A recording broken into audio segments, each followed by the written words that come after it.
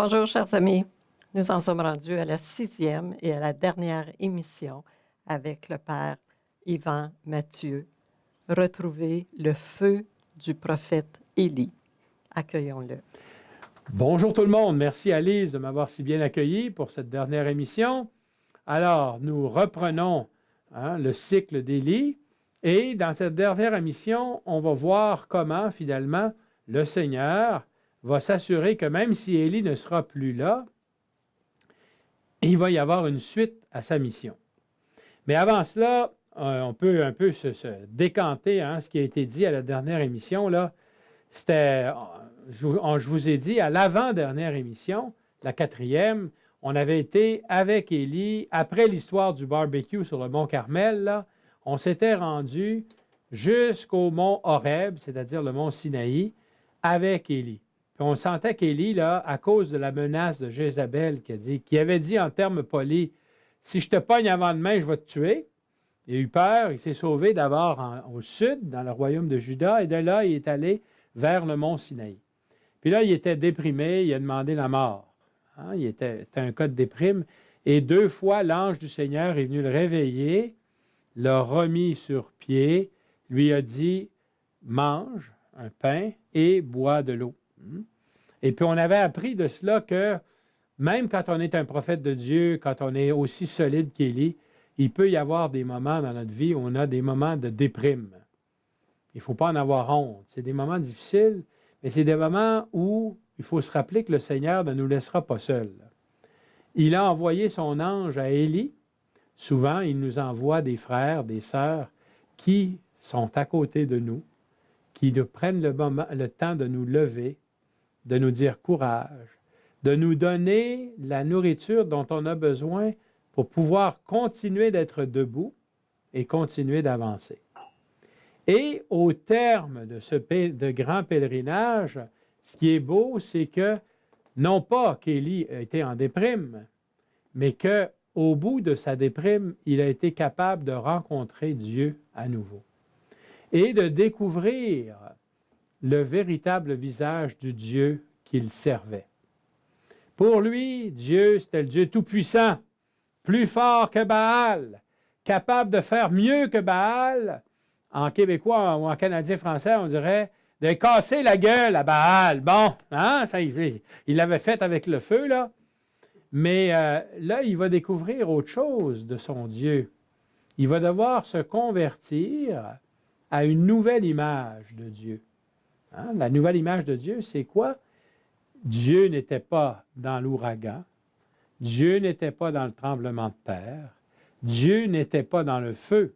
3 images de puissance. Dieu était plutôt du côté de la brise légère. C'est un Dieu dont le véritable visage est un visage de douceur, de consolation, de miséricorde. Et ça a été dur pour Élie d'accepter ça. Bien entendu, dans notre émission de la semaine dernière, on a vu qu'avec la vigne de Naboth, là, Élie avait commencé à se convertir, mais pas trop. Là. Il beurrait épais, comme on dit chez nous.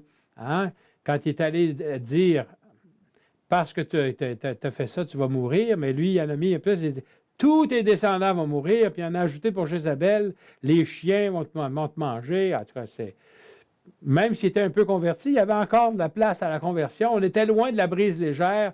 On était revenu à l'ouragan, au tremblement de terre, puis au feu. Bon, mais ce qui est intéressant, une partie qu'on n'a pas lue, c'est que notre ami, le roi Akab, avait fait pénitence, puis Dieu avait renoncé au châtiment qu'il voulait lui faire. Bon, sinon, un petit peu plus tard, ça va revenir avec ses descendants.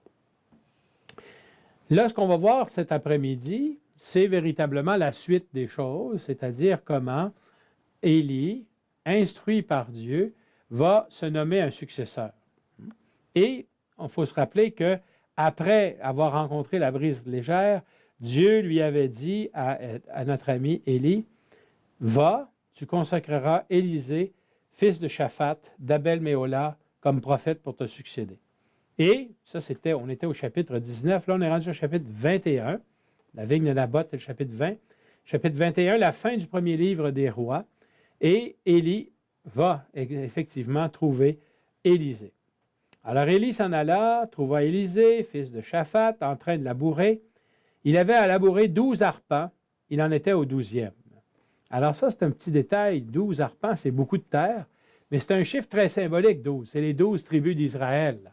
Hein? Bon, même si c'est le fait qu'il tourne la terre, c'est ça labourer, hein, de 12 arpents, est-ce que ce n'est pas déjà symbolique de la mission qu'il va avoir de retourner le cœur ou la terre dont sont pétries les tribus d'Israël pour les tourner vers le Seigneur, les 12.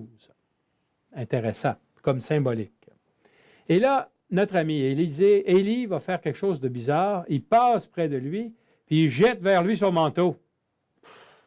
Hey, c'est quoi cette histoire-là? Moi, il fait assez fret dehors, là. Je ne jetterai pas mon manteau sur quelqu'un, là, à moins qu'il soit bien mal pris. Hein?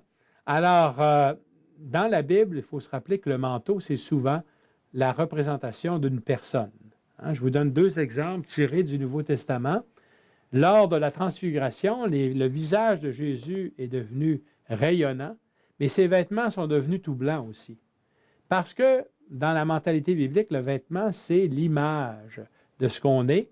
Et on se rappellera que, par exemple, nos prêtres, quand ils président l'Eucharistie, dans nos célébrations, ils mettent une aube qui rappelle leur identité de baptisé, c'est le vêtement blanc.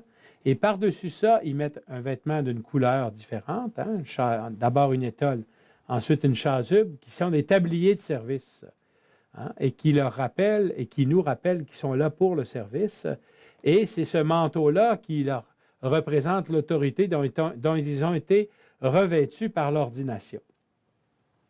Deuxième exemple, à propos du manteau, quand Jésus passait et qu'on voulait être guéri, on touchait son manteau pour être guéri. La femme qui perdait du sang a réussi à toucher son manteau. Et dans les Actes des Apôtres, on va voir que les gens essayaient de toucher le manteau de Pierre pour être guéris. Ce n'est pas parce que c'était un manteau magique, là. Hein? C'est parce que c'était sa personne, c'est le prolongement de sa personne. Alors, quand on entend ça à propos du manteau, quand Élie jette son manteau sur Élisée, il lui dit, c'est toi maintenant qui vas avoir ma mission. C'est toi maintenant qui vas être en charge de prophétiser.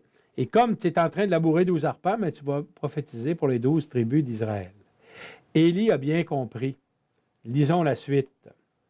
Élisée a bien compris. Lisons la suite. Élisée quitta ses bœufs. J'aime cette histoire-là parce qu'il y a beaucoup de bœufs. Élisée quitta ses bœufs, courut derrière Élie et lui dit, « Laisse-moi embrasser mon père et ma mère, puis je te suivrai. » Élie répondit, « Va-t'en, retourne, je n'ai rien fait. » Finalement, vous voyez, répondre à un appel de Dieu, ça demande un détachement. Il faut qu'il laisse son manteau, sa famille, les siens, pour prendre le manteau d'Élie. Et s'il n'est pas prêt à cette brisure, il n'est pas digne de l'appel qui lui est lancé. C'est pour ça que Élisée lui dit, « Va-t'en, je n'ai rien fait. » Tant que tu n'es pas capable de faire cette coupure envers ta famille, tu ne seras pas capable de faire la mission que le Seigneur te confie. Qu'est-ce qu'Élisée va faire? Élisée s'en retourna, mais il prit la paire de bœufs pour les immoler. Je dis que ce n'est pas des histoires. Je suis content de ne pas être un bœuf dans ces histoires-là. Ils finissent toutes mal, que de le dire. Ça fait 4 bœufs qu'on égorge. Là. Il les fait cuire avec le bois de l'attelage. C'est vraiment une séparation radicale avec ce qu'il possédait. Il donna les bœufs à manger aux gens. Il se leva, partit à la suite d'Élie et se mit à son service. Ça veut dire qu'il n'a même pas pris le temps d'aller saluer papa et maman. Hein? Il est parti. Il a compris que c'était exigeant, puis il a accepté l'exigence et s'est détaché de tout. Quand on pense à ça, ça commence à ressembler aux exigences de Jésus dans l'Évangile. Hein? Puis, si vous me préférez à votre père, votre mère, votre femme, mes enfants, vous n'êtes pas digne de moi. Le jeune homme riche, va, vends tout ce que tu as, puis donne-le aux pauvres, puis suis-moi. C'est l'exigence d'être un témoin du Christ encore aujourd'hui. Ce n'est pas facile, mais prions ensemble. Non pas pour que le Seigneur appelle, parce que moi je suis convaincu qu'il en appelle beaucoup de gens, mais que les jeunes qui entendent cet appel, qui reçoivent le coup de manteau, là, puissent avoir le courage de dire, de brûler leur bœuf, disons. OK. Alors là, on saute un petit peu plus loin. On est rendu dans le 2e livre des rois, au chapitre 2. Et là, il va se passer des épisodes assez importants. Ça commence, et là, vous voyez, c'est intéressant parce que celui qui nous raconte, là, il nous met dans le coup.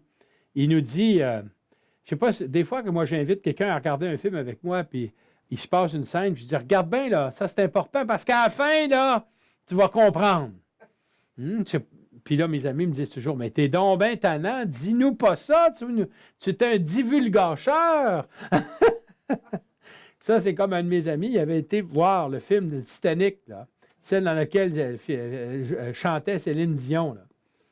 Puis il était en ligne à la porte du cinéma, puis là, il disait à l'ami avec qui il allait voir le film, il dit, je ne sais bien pas comment ils ont organisé le bateau qui coule. Il y en a un qui est en arrêt, il dit, hey, il dit, c'est pas la fin de l'histoire.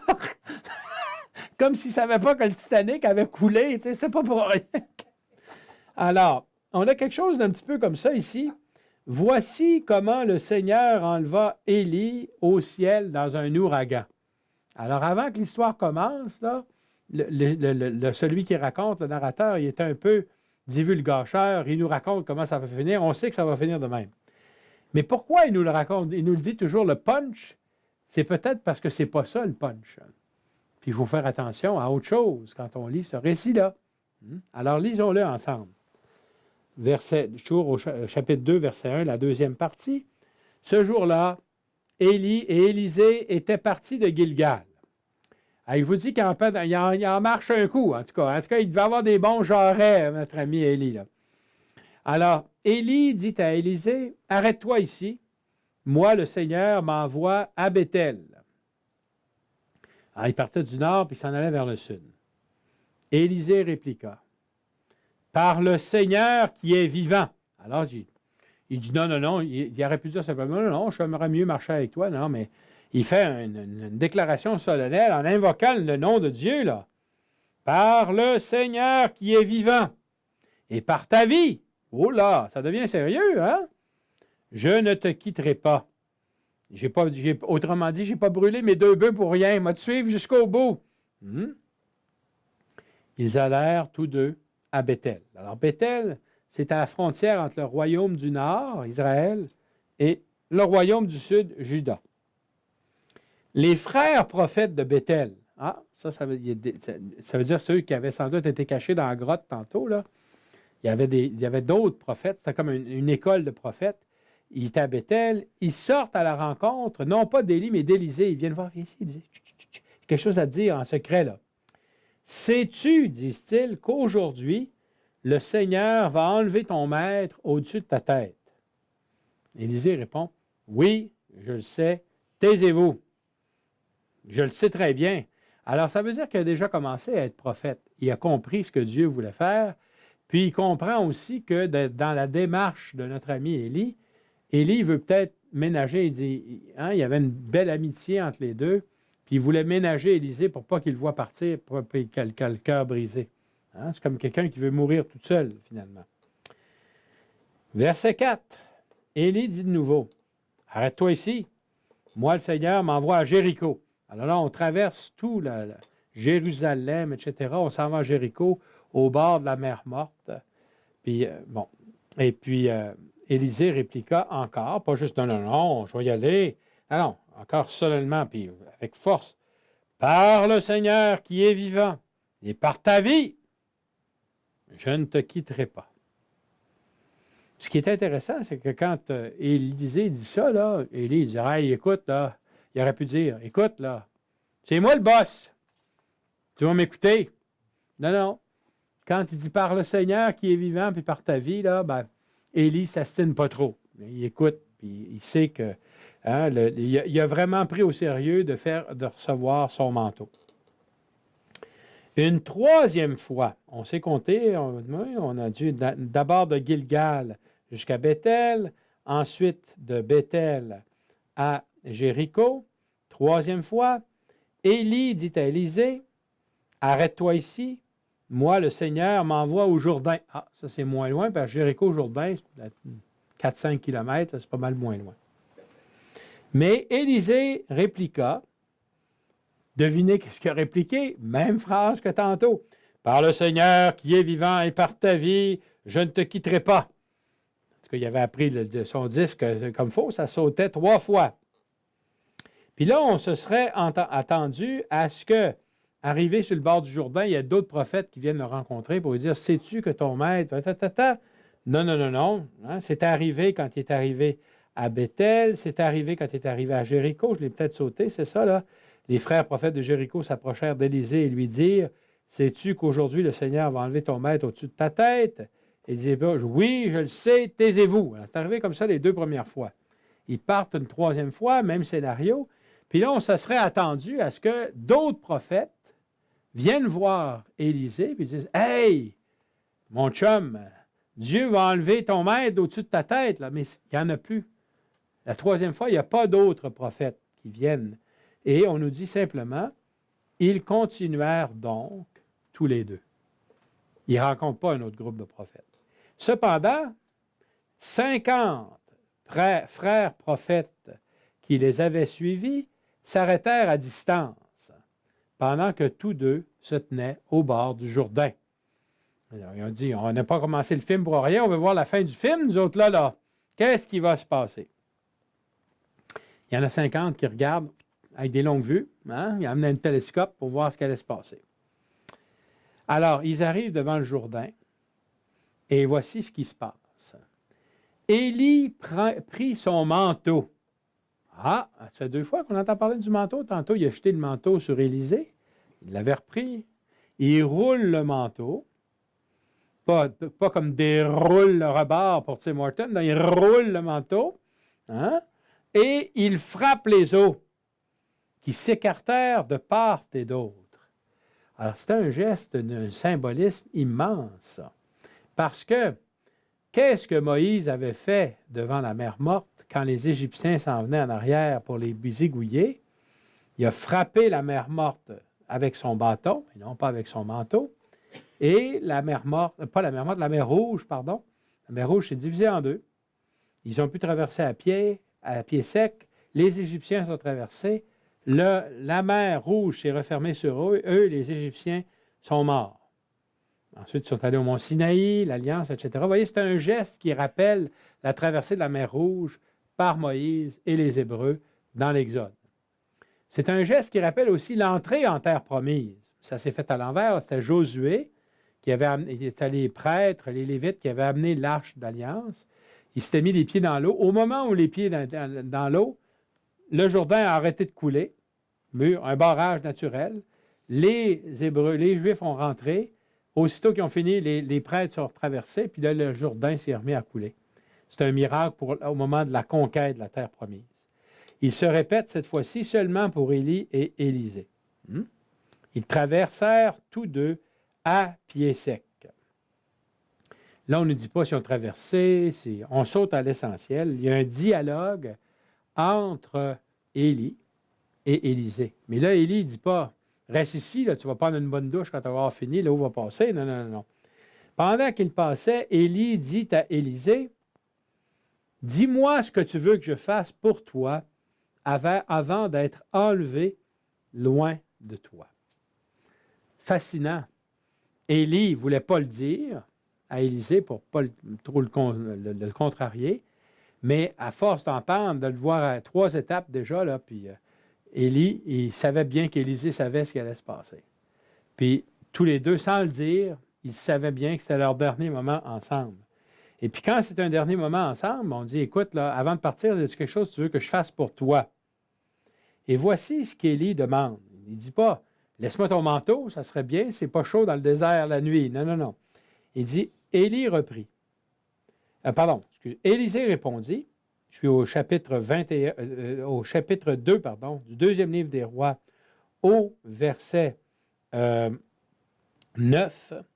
Élisée répondit, que je reçoive une double part de l'esprit que tu as reçu.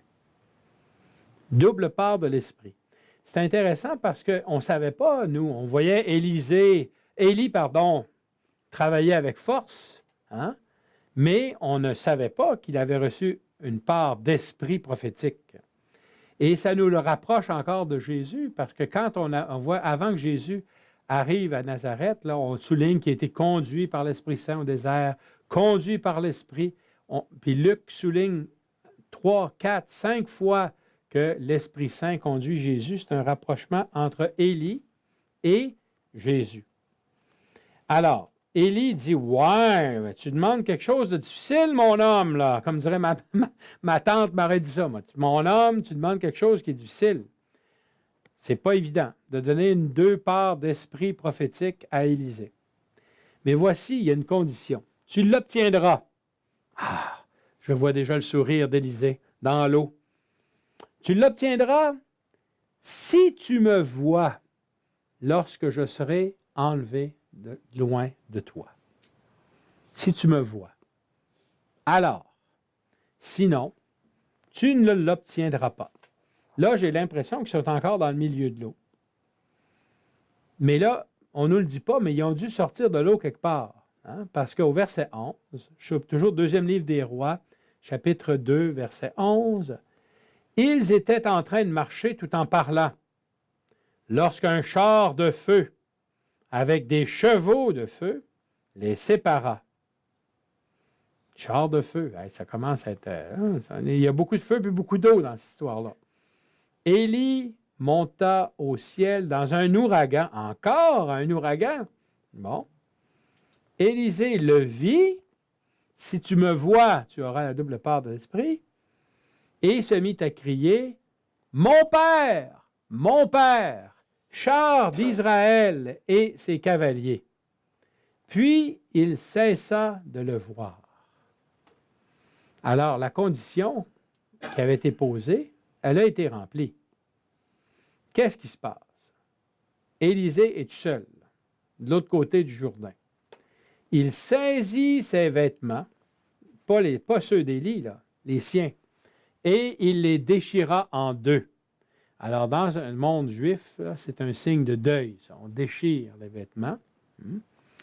Comme, par exemple, le grand prêtre, lors du procès de Jésus, quand Jésus dit « Vous verrez le Fils de l'homme assis à la droite du Père », là, il est en train de dire qu'il est l'égal de Dieu, puis ça, c'est un blasphème. Il a déchiré son vêtement en signe de protestation. Ici, il déchire parce que c'est un signe de deuil. Hein? Il déchira son vêtement. Il ramassa le manteau qu'Élie avait laissé tomber. Tiens, on ne savait pas ça. Hein? Le char de feu avait laissé tomber le manteau. Il revint et s'arrêta sur la rive du Jourdain. Ah, il avait traversé le Jourdain aussi, on ne l'avait pas dit. Avec le manteau d'Élie, il frappa les eaux, mais elles ne s'écartèrent pas. Hey! Élisée dit alors, « Mais où est donc le Seigneur, le Dieu d'Élie? » Petit moment de doute ou de défi à Dieu. Il frappa encore une fois, les eaux s'écartèrent et il traversa. Il a le manteau, il a une double part de l'esprit. Depuis l'autre rive, les frères prophètes, ceux de Jéricho, l'aperçurent et dirent, « L'esprit d'Élie repose sur Élisée. » Ils vinrent donc à sa rencontre et se prosternèrent jusqu'à terre devant lui. Et c'est là que commence l'histoire d'Élisée, le successeur d'Élie. Bien entendu, là, il reste à peu près 5 minutes à notre émission. Là. Je ne vous raconterai pas l'histoire d'Élie. Mais je ne peux pas m'empêcher de faire un lien entre Élie et Jésus, qui dans l'Évangile de Luc et dans les Actes des Apôtres est le nouvel Élie. Et vous vous rappelez, dans notre première émission, j'avais lu l'Évangile de Luc au chapitre 4, puis Jésus avait donné 2 exemples aux gens de Nazareth. Au temps d'Élie, il y avait beaucoup de veuves en Israël, pourtant, Élie ne fut envoyé à aucune d'entre elles, mais bien à une veuve de Sarepta. Au temps d'Élisée, il y avait beaucoup de lépreux en Israël, aucun ne fut purifié, sinon Naaman le Syrien. Alors, dans l'image de Jésus, il y avait Élie et Élisée. Et dans la tête, dans la compréhension que Luc a, Jésus, c'est Élie, et Élisée, c'est nous qui formons l'Église. Je voudrais vous lire le début du livre des Actes des Apôtres, et c'est comme ça qu'on va finir notre émission. On est au jour de l'Ascension. Ayant ainsi réunis, les apôtres interrogeaient Jésus, ressuscité. « Seigneur, est-ce maintenant le temps où tu vas rétablir le royaume pour Israël? » Jésus leur répondit, « Il ne vous appartient pas de connaître les temps, les moments que le Père a fixés, n'inquiétez-vous pas de ça. Vous allez recevoir une force quand le Saint-Esprit viendra sur vous. Vous serez alors mes témoins à Jérusalem, dans toute la Judée et la Samarie, et jusqu'aux extrémités de la terre. » Et après ces paroles, tandis que les apôtres le regardaient, j'aimerais ça que vous comptiez avec moi combien d'allusions au regard des apôtres. Tandis que les apôtres le regardaient, 1, il s'éleva et une nuée vint le soustraire à leurs yeux, 2, et comme il fixait encore le ciel, 3, où Jésus s'en allait, voici que devant eux se tenaient 2 hommes en vêtements blancs qui leur dirent, « Galiléens, pourquoi restez-vous là à regarder, 4, vers le ciel? Ce Jésus qui a été enlevé au ciel auprès de vous viendra de la même manière que vous l'avez vu, 5, s'en aller vers le ciel. » Est-ce que c'est Luc qui n'a pas bien compris l'histoire? Hein? Comme Élie a dit à Élisée, « Si tu me vois, tu vas avoir une double part de mon esprit », il fait exprès pour nous montrer les apôtres qui voient Jésus pendant l'ascension. Et qu'est-ce qui va se passer dans l'épisode, 2 épisodes plus loin? Ça va être la Pentecôte. Ils vont recevoir l'Esprit Saint qui a guidé Jésus. Donc, ma conclusion, très rapidement, ça va être de dire, nous qui formons l'Église, nous qui avons lu Élie, nous sommes appelés à être les Élysées du nouvel Élie, qui est Jésus. Et ma prière, c'est que j'espère que notre parcours avec Élie va nous avoir appris à croire au Dieu qui est brise légère et à souffler une brise légère sur notre monde. Amen. Et merci beaucoup. Qu'est-ce que vous faites? Ça pose problème. Et donc, la notion de don de l'Esprit Saint et fruit de l'Esprit Saint ces 2 notions viennent mettre une cohérence dans la volonté de Dieu. On reçoit des dons de l'Esprit Saint, mais ces dons sont appelés à produire en nous et autour de nous quelque chose qui fasse que l'on soit reconnaissable aux fruits que nous portons.